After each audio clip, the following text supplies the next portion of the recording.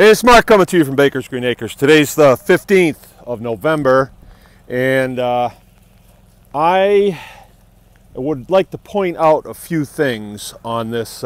This is my lower grow field, and if you go back through the archives, you can see there was a video that I made. It was called Hog Heaven, and when I first put a group of pigs out into this area.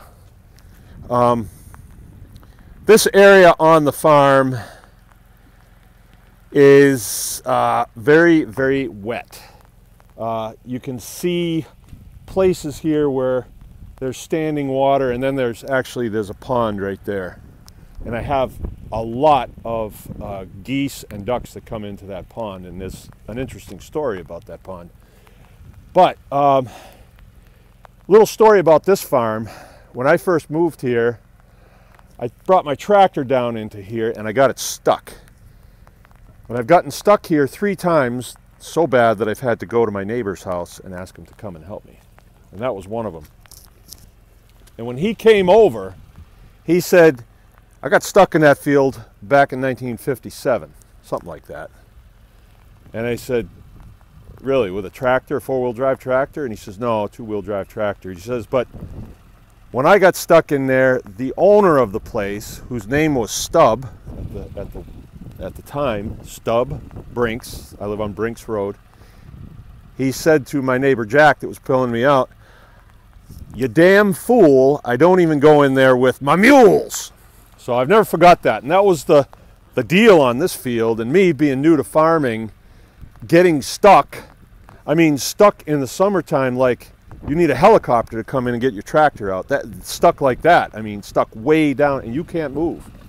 Once that happens, you don't go there again if you can help it. And so I don't. I have 2-wheel drive tractor. I don't come down in here. But anyway, this field was kind of just going wild. There wasn't much we could do with it, so we fenced it. It took a long time. It's about 6 or 7 acres. Fenced it, put a low wire in, and it was somewhat covered with these cedars here, but you can tell all these cedars are dead now, because what the pigs do is they bark them. See, they take the bark off of them. And this area, I suppose if you didn't know what I'm doing here, you'd say, wow, this looks terrible, you know, but it really isn't. There was so much undergrowth here that you couldn't even walk around. Now it's opened up. A lot of the dirt is open now. You can see all their little hoof prints in it. They go everywhere.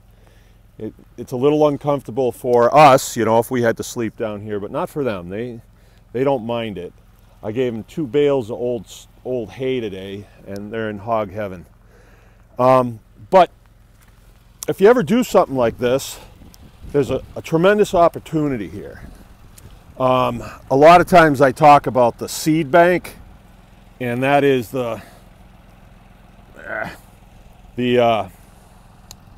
weed seed bank that's in our, you know, our soil. And if we didn't do anything with this field, I mean, the weeds would come up and they would take the place of all this mud. Because Mother Earth doesn't like to be uncovered, so she covers herself. And we would have a variety of growth in here. Some of it good. Yeah, probably all of it good. I mean, if it's here, it's good. There was a lot this summer because the seeding that I didn't take very well for some reason. I don't know why.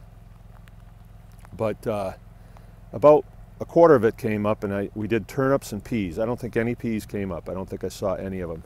So those pea seeds are still out here. Maybe it was too wet is the deal. I got a knife in my hand that I'm going to put someplace before I drop. But now that all this soil is turned up and it's wet, I got a tremendous opportunity before it gets cold and freezes to come down here with my seeder and just spread gobs and gobs of seed.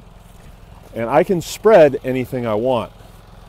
I experimented with this last fall.